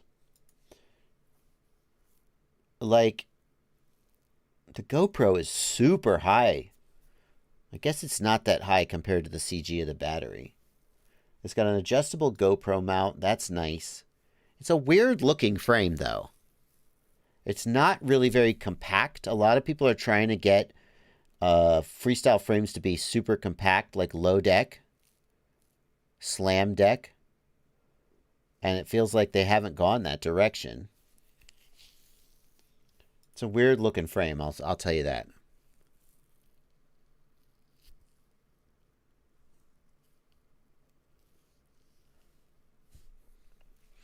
MPFPV is pointing out that it's convertible. You could basically flip it upside down and bottom mount the battery for a racing frame. Or you could top mount the battery, flip it over for freestyle. It reminds me a little bit of the way the battery mounts on the Tiny Trainer. Is there an image of it in racing configuration? There it is. So this is it in racing configuration with a bottom mounted battery. I see. So they basically made a 5-inch Tiny Trainer. And then they were like, you know what? If we flip this upside down, we could make it a freestyle frame. Well, that makes more sense. But why would you want this as a racing frame when you could be running a switchback? I mean, I guess it's got these cool LEDs. That's kind of cool. Yeah.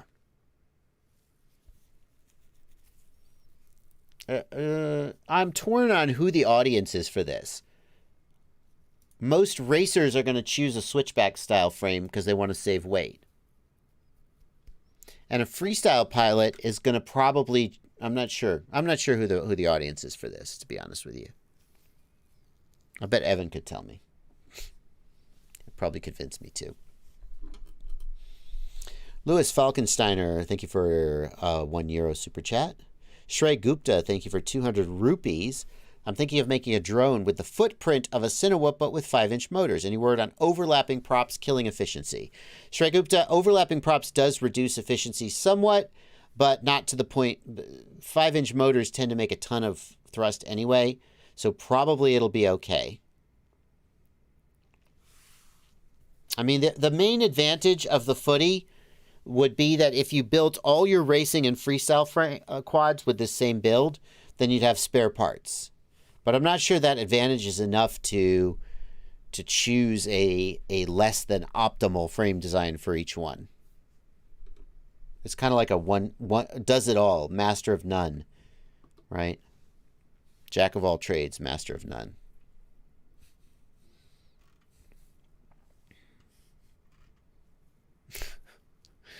Uber Ranger, thank you for going into the AOS website and pulling those images out of the source. I appreciate that.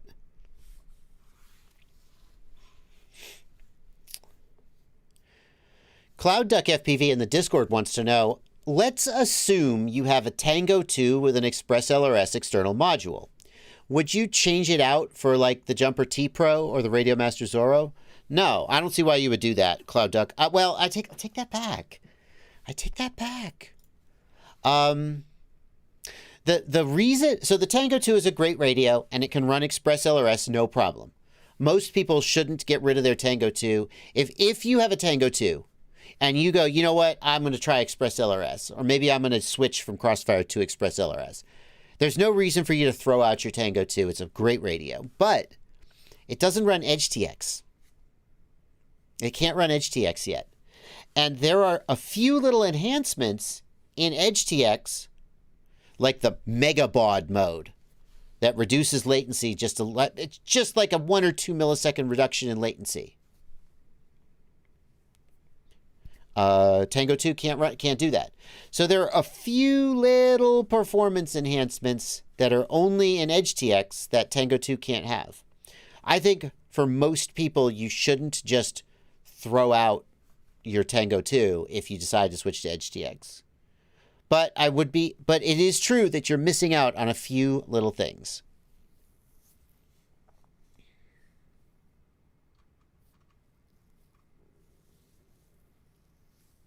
Aethix points out that the full version of that saying is, Jack of all trades, master of none is better than the master of one. It's the opposite of the common interpretation, which is Jack of all trades, master of none, implying that it's better to master one trade. 661 FPV says nobody needs 500 hertz. Can we stop saying that? Can we at least be a little more careful about saying that? Because I've been hearing that the entire time I've been in FPV, and every time so far it has turned out to be wrong. Hang on a second. I'm going to see if I can find this video. I'm going to take like 45 seconds to search for this video, and if I can't find it, I'm going to give up.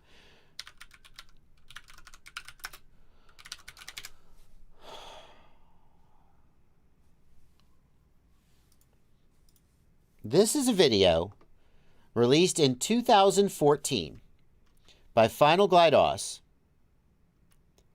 One feature of the KISS ESC is one shot, which supposedly reduces latency and communication between the flight controller and ESC. I will test out this feature as unbiased as I can. The reason he did this is because this was when they switched from PWM to one shot. And some people said there's no point in reducing that latency. And today, we of course know that that is a ridiculous claim. We know that the reduction in latency, that even one shot is not enough, that we benefit from less latency than that. We went from one shot to multi-shot, and from multi-shot to D-shot. And each time the latency went down, and each time the handling of the quad got better. But when one shot came out, people said, I don't think there's a difference. And Final Glide put his quad up in the air and demonstrated that it made a difference. Now,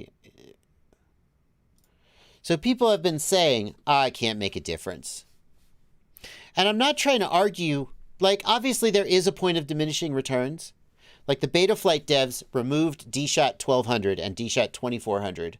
I don't know if Betaflight ever supported 2400. They removed DShot 1200 because they said if you're not going to run at 32K gyro sampling, then DShot 1200 has no benefit. And they removed 32K gyro sampling because they said that it wasn't worth it.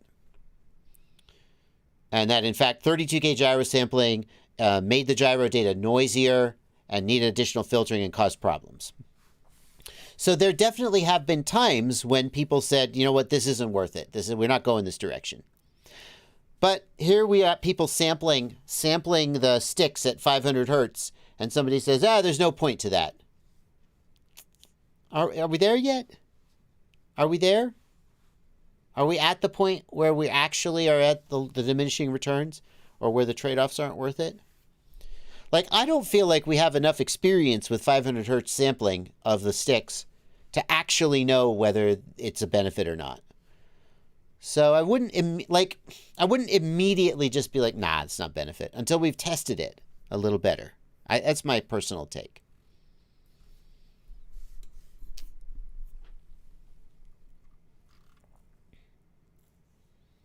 So, yeah. That's what we'll say.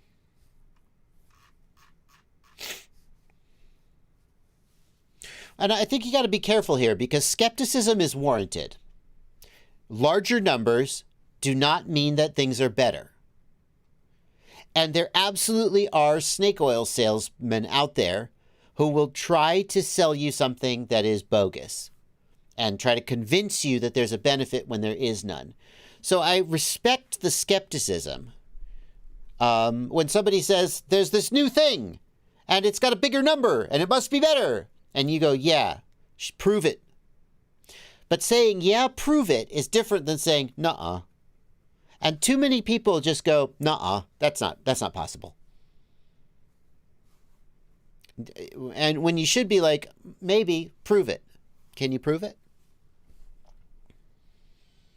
Thank you, Grimmy West, for £1.79 in the super chat.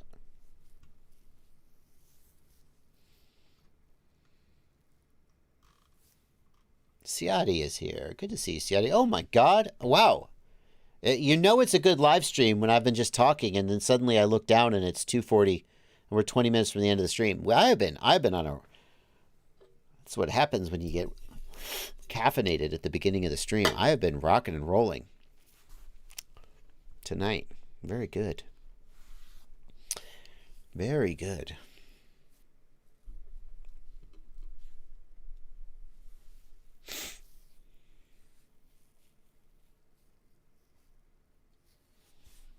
How do I change from mode 1 to mode 2 in Betaflight? Asks J. Runsvold. J. Runsvold, you would do that in your controller. In the controller, you're going to go to the radio setup screen and change it from mode 1 to mode 2. And then in the mixer screen, you're going to rearrange the channels so the channel order is what Betaflight's expecting. Why do I rarely see Loctite used in quad builds? I came from the heli world where it's a must. Philip Merritt. Philip Merritt, I wish Phantom FPV was still here. I think he's checked out, but Phantom FPV is one of those guys who uses Loctite for similar reasons. Most quadcopter pilots basically have nothing at stake, and they just are like, screw it, and we're late. I say they. I also generally don't use Loctite. We're just lazy, and we tighten the screws, and we cross our fingers, and we hope for the best. It would be better if we all used Loctite. We're just lazy and lack discipline. So you should use Loctite. Thank you, Tater FPV, for $5 Canadian, and Chris B for $2. Just saying hi. Thank you guys so much. Thank you, Mads Tech, for £4.49 for beard oil and hair products. Oh, I'm not that guy. I don't oil my beard. Maybe I should. How about razor blades? How about just get for razor blades? So shave my head. There we go. Do you think Radiomaster is coming up with a new radio soon to replace the TX16S? No, I know for a fact they're working on an upgraded version of the TX16S. Now, I don't know if that will like replace it, but yeah, the thing is, Joe before Eiley says if a nut rattles free on your helicopter, it costs $1,500. If a screw rattles free on your quadcopter, you finish the flight and you're like, hey, wonder why my camera was shaking, but you're fine. What's the difference between D-Shot 300 and D-Shot 600, says Maytech with a C, not the company who makes FPV flight controllers. What's the difference? It is twice as fast and half the latency. That's it.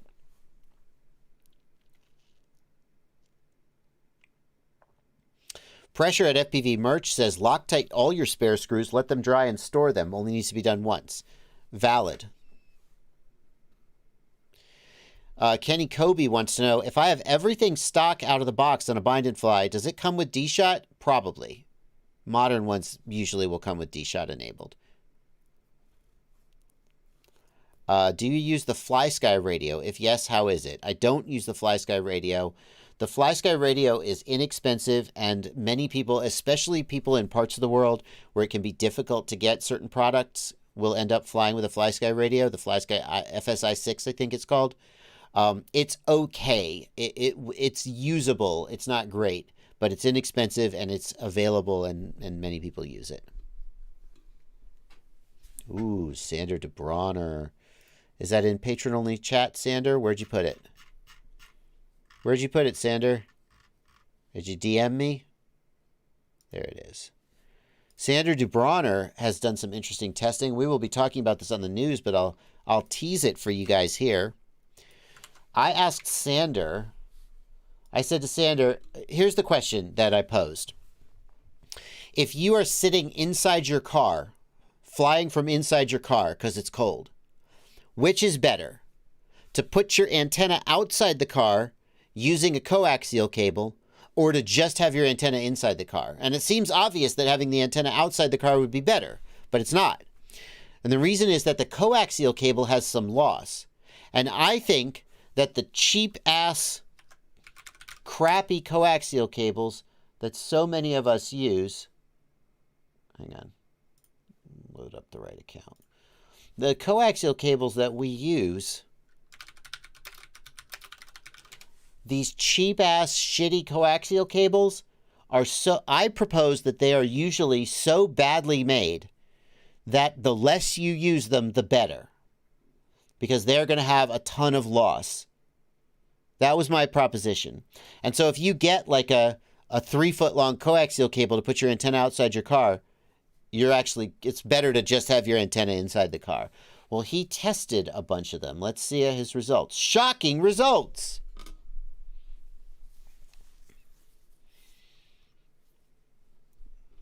What did he come up with? dB loss measurements.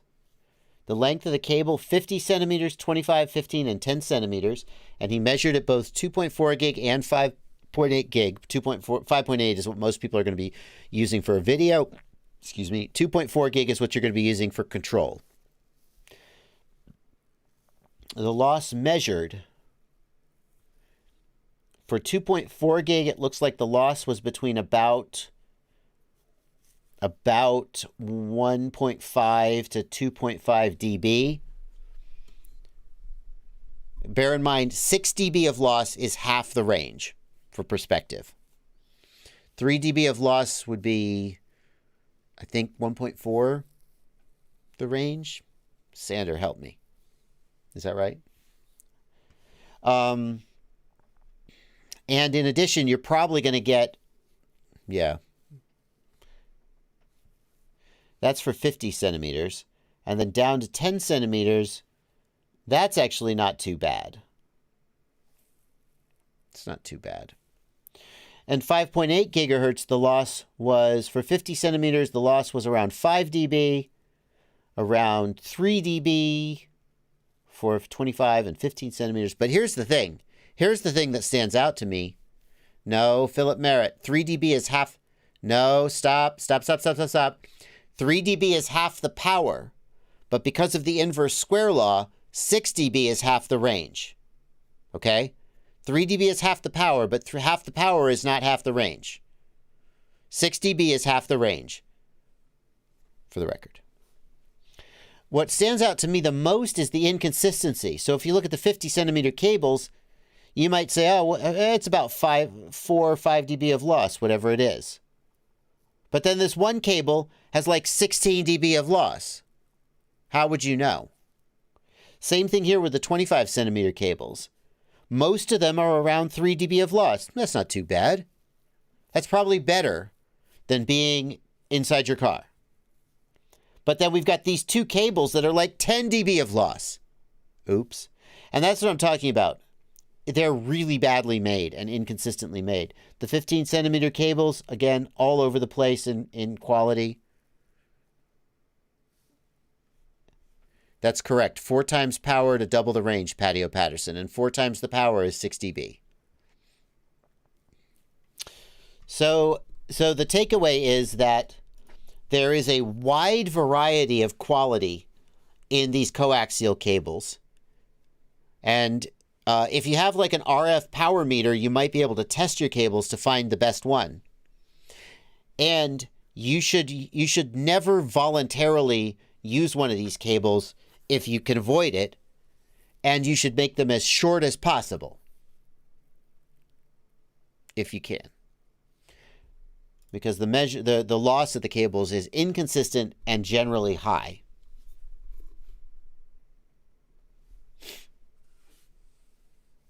And by the way, Sander de Bronner is measuring this stuff with lab grade professional equipment, not just some crappy little Immersion RC power meter.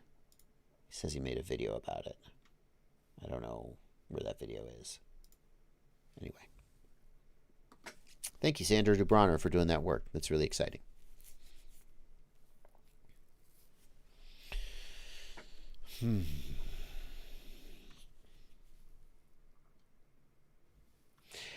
Daytona FPV, you are on the right track. Daytona FPV says, run your Crossfire module outside the car and run a Cat 6 cable to the JR bay.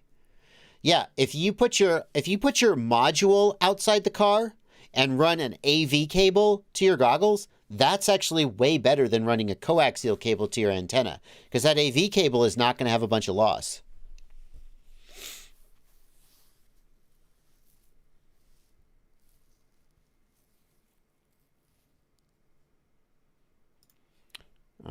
This is the equipment that Sander uses, by the way, for anybody who's wondering.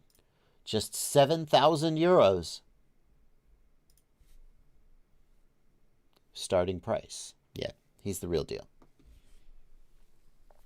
Thank you, 3DFPV Prince, for a $5 super chat. I've flown the FlySky FSI 110 for a long time.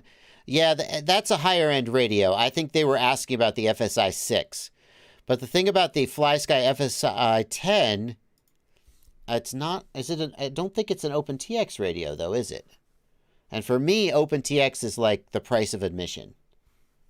Like, I'm just not that interested in a radio that's not OpenTX, even if it's generally a good radio. What's going on with this website?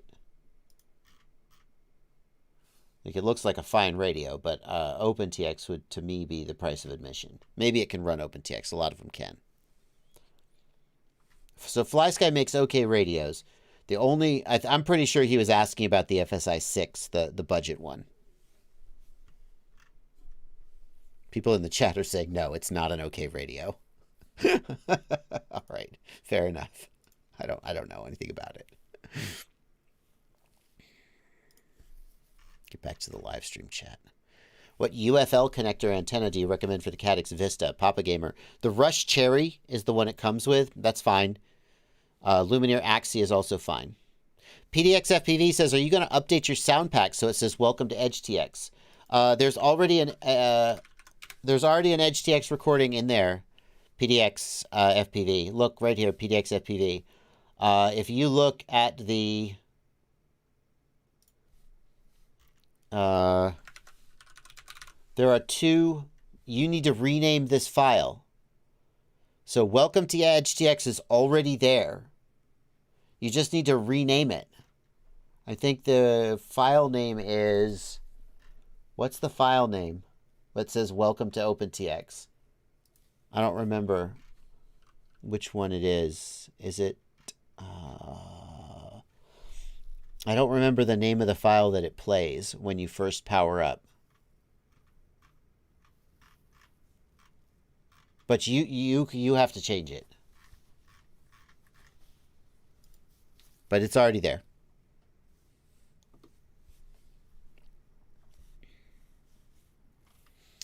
CyberFizz, thanks for a $5 super chat. I'm still new to FPV. Is your tutorial still a good start to building my drone, or have things changed? CyberFizz, we are working on an updated tutorial for Betaflight 4.3, but for the time being, that tutorial is still completely up to date. Milky Baga wants to know, should I sell an unopened Tango 2 with an ELRS module to buy an integrated ELRS radio controller? If you have an unopened Tango 2 that you could get a good price for, maybe you would think about selling it to buy something like the iFlight Commander or Commando or something with built-in Express LRS. Maybe if it's unopened. Maybe.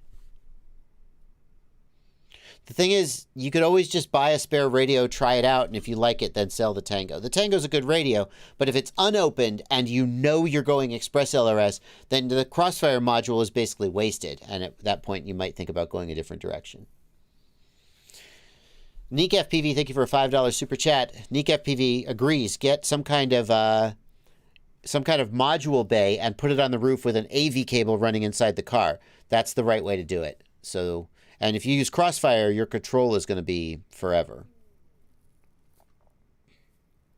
Kmart FPV, thanks for a $5 super chat. An F7 and an H7 flight controller get into a bar fight. Who wins and why? I don't understand the question. I don't understand the question. Thank you for your super chat. I mean, if I to treat it like an improv game. The H7 is going to be faster. Right? Okay, so the H7 wins.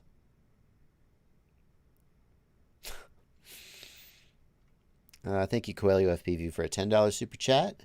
Kitty Kobe, thanks for a $5 super chat. And 3D FPV Prince, thanks for a $2 super chat. Thanks. Shout out to my son. I have to be careful. I have to check this name to see if this is actually a prank to get me to read, you know, like hairy butts. Shout out to my son, Colton Palumbo. He flies too. I hope I haven't said anything offensive in another language. Grass Wizard, thanks for a $5 super chat as well. We are coming to the end of the stream. Don't go yet. We got 5 more minutes left. But Aaron Ciotti is going to be streaming at 3 p.m. today, I assume. And I hope he starts posting the link to his stream. If you guys are having a good time listening to a live stream and want to keep the energy going, Ciotti, he's going to pick right up where I left off at 3 p.m. He's going to be finishing a build of a Ghost FPV Cycle Toothpick 3 for real this time. So the link to his stream is in my chat. I will be back at 8 p.m. tomorrow for streaming, and at 6 p.m. on Tuesday for the news, as well as throughout the week with my usual amazing content. Coming up this week on the channel, let's see what I got I'm working on. I think I'm going to release the Blue Jay video. So if you got BL Heli S ESCs and you want a great firmware to put on there to give you all these new features, Blue Jay is there. I'll be talking about that. I've got a review of the Eachine Nano LR3 coming out and a comparison of the Cadx Apollo versus the Foxeer Digisight, or the Foxeer Apollo versus the Foxeer Digisight, which is interesting because this is the first camera where the same camera is available for both DJI and HD0. Let's see, what else have I got coming? Yeah, so all that's coming out this week on the channel.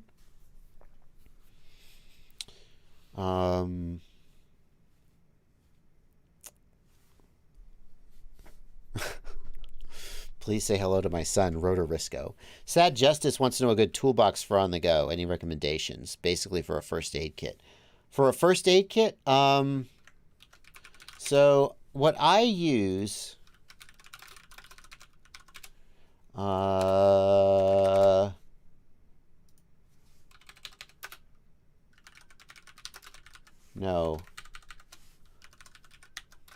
Is it DeWalt? Yeah, so I use this. And I'm not saying this is like going to be perfect for what you need, but it does work for me. Is it this exact one? I would look at something like this.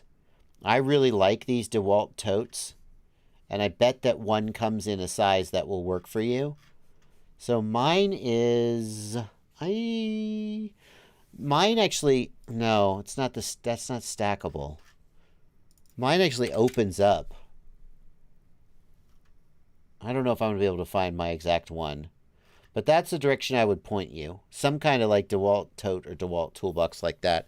That's the one I personally like.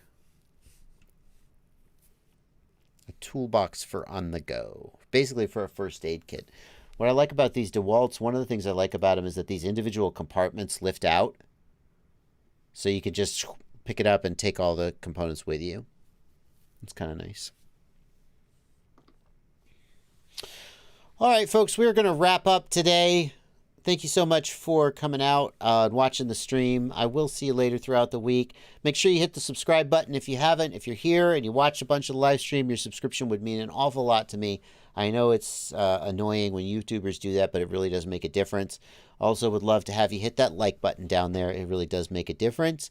And yeah, if you're interested in getting a podcast of this, because you don't like to sit through the whole, a lot of people like to listen to live streams like this in the background while they're working. You can get that through my Patreon page. That is another benefit of being on the Patreon, in addition to just feeling good about supporting me, which I hope is the main reason that you do it. They are available on the Patreon page in your podcast reader. So get that. For now, I'm going to sign off and let Aaron Ciotti go do his thing. Thank you guys for coming out. Happy flying, everybody. Have a great weekend.